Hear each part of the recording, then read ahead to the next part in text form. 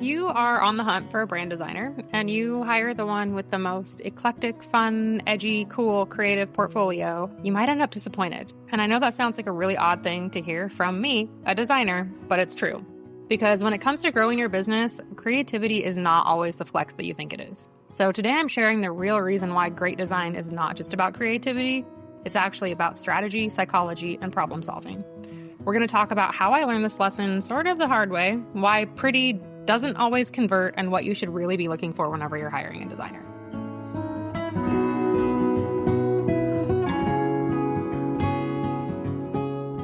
Welcome to the Six Figure Brand Podcast, where each week we're pulling back the curtain on what it really takes to build a six-figure business as an online service provider. I'm your host, Morgan. I'm a branding expert, online agency owner, mom of two, and military spouse, and I'm obsessed with helping entrepreneurs like you understand the ins and outs of branding so that you can use it to grow your business without sacrificing your sanity. Whether you're just starting out or focused on scaling, we're diving into everything you need to build a profitable and sustainable online business. Let's get to it.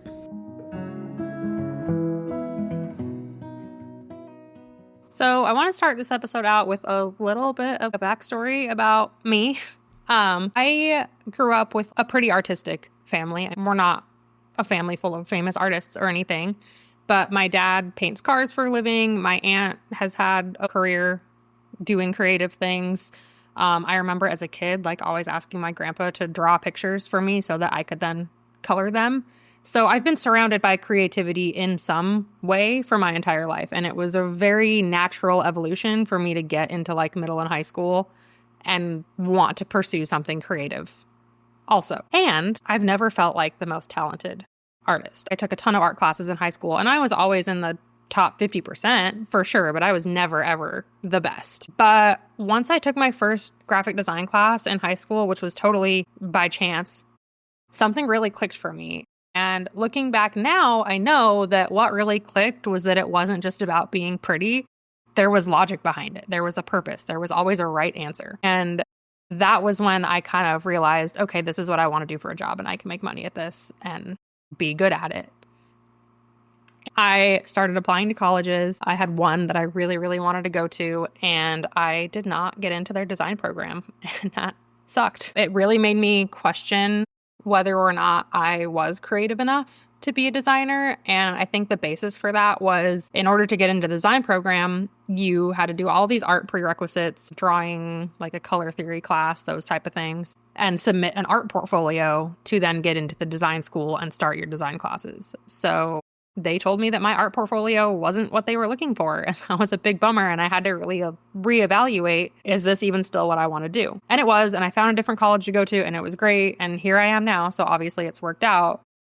And eventually I was able to kind of discern the fact that there is a lot of overlap between art and design, right? They are cousins, but they serve completely different purposes. And so that's what I want to talk about today whenever I say creativity is maybe not always the flex that you think it is. And I think where somebody like you who doesn't have an art or a design background might not understand this nuance, it's really important that you do. So let's talk about the differences between art and design. Art is about self-expression, really. Art is about the artist. It's subjective. It is trying to evoke your emotions. It's very open to interpretation, but its end goal is for the artist to express themselves, to make the audience feel something.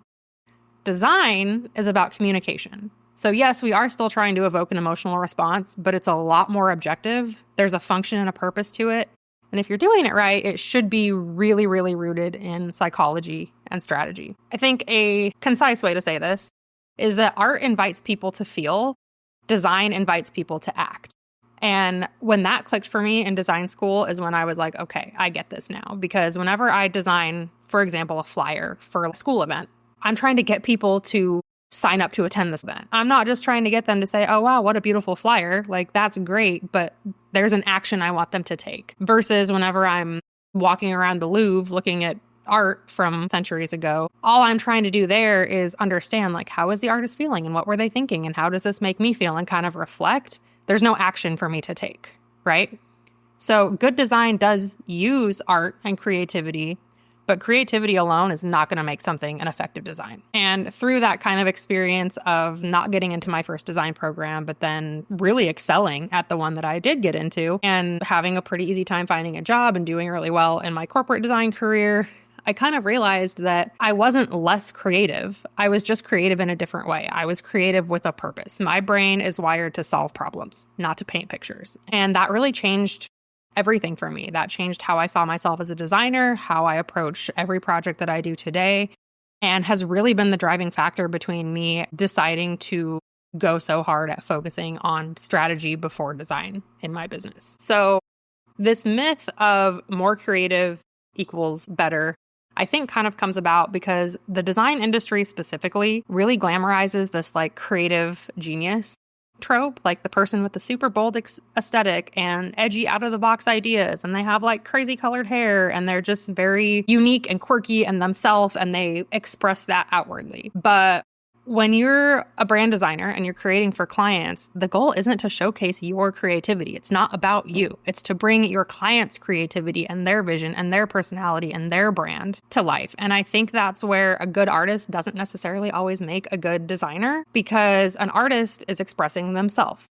A designer is expressing their client. And it can be really hard to take yourself out of the picture and really just become kind of a vessel for your client's ideas. Each artist is going to have their own super distinct style, right? So you are probably going to recognize a Van Gogh when you see one, or a Banksy painting when you see one. Or one of my favorites is Keith Haring. Like, those are iconic styles. No one else is like them, and you know them when you see them. But a great designer is really more of a conduit for their client. So yes, we might have our own style. Some of us might specialize in more feminine brands, or we might, incorporate hand-drawn illustrations into our work. Those type of things still exist and they're still valuable, and those are reasons why you would choose one designer over another. But our job is to translate our clients' goals, voice, personality into visuals and not overshadow with our own. So we really need to kind of be like chameleons in a way, where we can conform to your voice and visuals and brand and bring that to life versus forcing our preferences onto your brand.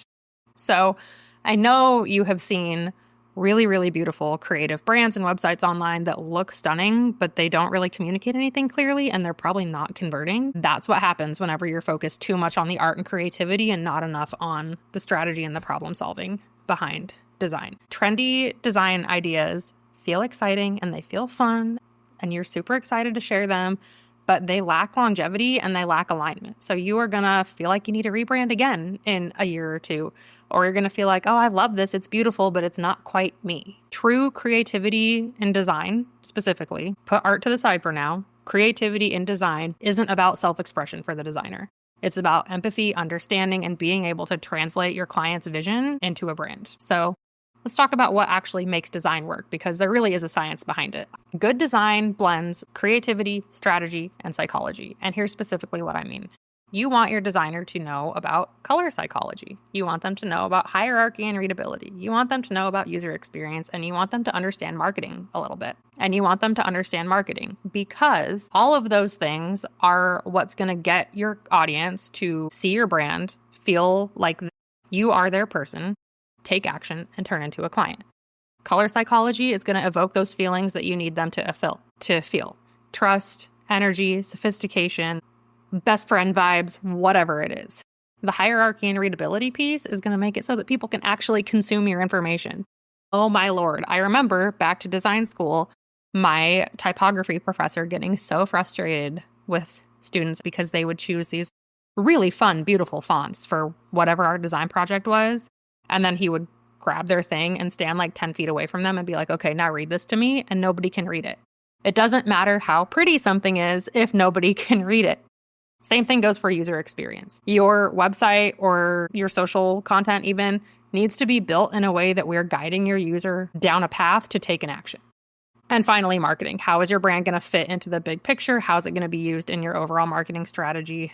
And none of that really has to do with creativity. All of those are very clear right and wrong answer strategies things. A good way to frame this is that design is really data-informed creativity. So we start with the data and then we layer in the creativity. Who is it for? How do I want them to feel? What action are they going to take? How can we make this really intuitive for them to use? You have to be able to answer all those questions and have a plan for all of that stuff. And then figure out, okay, how fun and creative can I be within those parameters? You can't do it the other way around. If you start with how do I want this to look and how fun and creative can I make it, and then try to shoehorn in who it's for and how do we want them to feel, it's never going to work. That's why design is more like solving a puzzle than it is about creating art. It's about finding the most effective solution to a specific problem, not just making something pretty.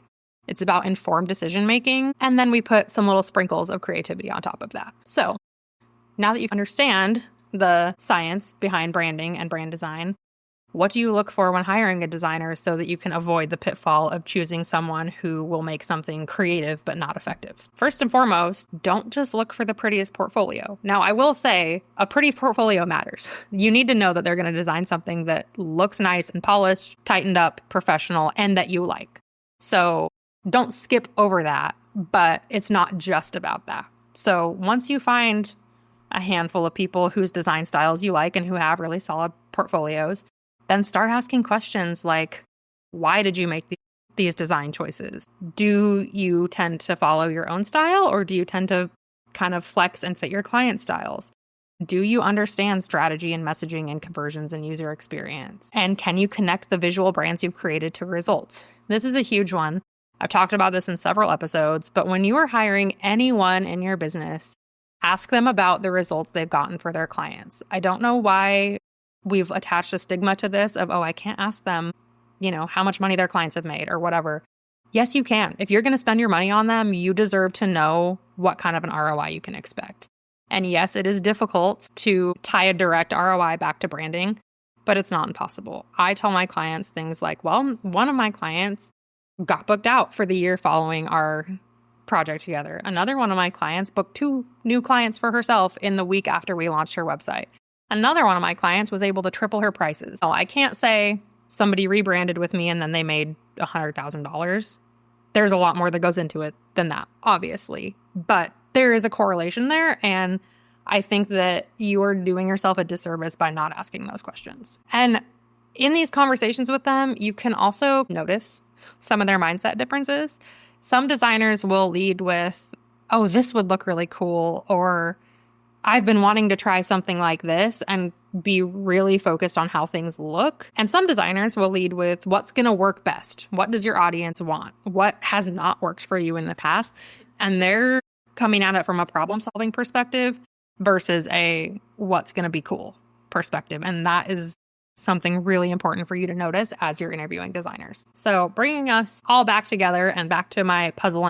Every brand has its own unique puzzle. Your values, your audience, your messaging, your offers, and the design piece is how you tie all of that together into something cohesive and compelling, and how you put it out into the world so that people can see it. The best design does not just look good. It has to also work well. And this is why we start with the why behind your business and your branding decisions. At no point in my process do I ask my clients what their favorite colors are. I do ask them things like, is there any symbolism or imagery that's meaningful to you or that, is important to your business? But when we start with what do I like, what looks pretty, that's all you're going to get is a pretty brand. And I want you to have a brand that works for you, that is going to help you actually grow your business, that's going to evolve with you, and that really you'll be able to grow with for a really, really, really long time. I don't want to see you feeling like you need to rebrand every 2 years because you're so focused on what's trendy, what looks good, what your designer told you should do, and not what makes sense for your business, what your audience needs, and what is going to actually move you towards your goals. Good design is where art meets in. It is creative, but more than that, it's calculated. So next time that you're hiring a designer, or even DIYing your brand, frankly, remember that yes, we love creativity, but strategy is the thing that's going to make you money. So we need to start there. If you want to work with a designer who is as obsessed with why and how something works as they are with making it beautiful, that's me. I'm your girl. And you can start with a standout brand strategy session. That's where we take all of those ideas that are swirling around in your head and turn them into a plan that's going to support your goals. And then we use that plan to build you a beautiful, polished, custom brand. So the links for that are in the show notes. There's a coupon code. You can get $100 off your session. And I would love to chat with you if that's something that sounds like it might be supportive for you. Thanks for tuning in to the Six Figure Brand Podcast. If you enjoyed today's episode, please be sure to rate the show and leave a review on whatever app you're listening on. And as a thank you, I'll send you coffee on me. Yes, I'm serious. As a smaller show for now, you taking the time to do this makes a huge impact on how we can reach more people and how I can continue to create this content for free. When you take a screenshot of your review, follow and tag me on Instagram at Spect&Co. I'll send you a $5 Starbucks gift card. As always, don't forget to check out the show notes for any links or resources I mentioned during the episode. Thanks again for listening, and I'll catch you next week.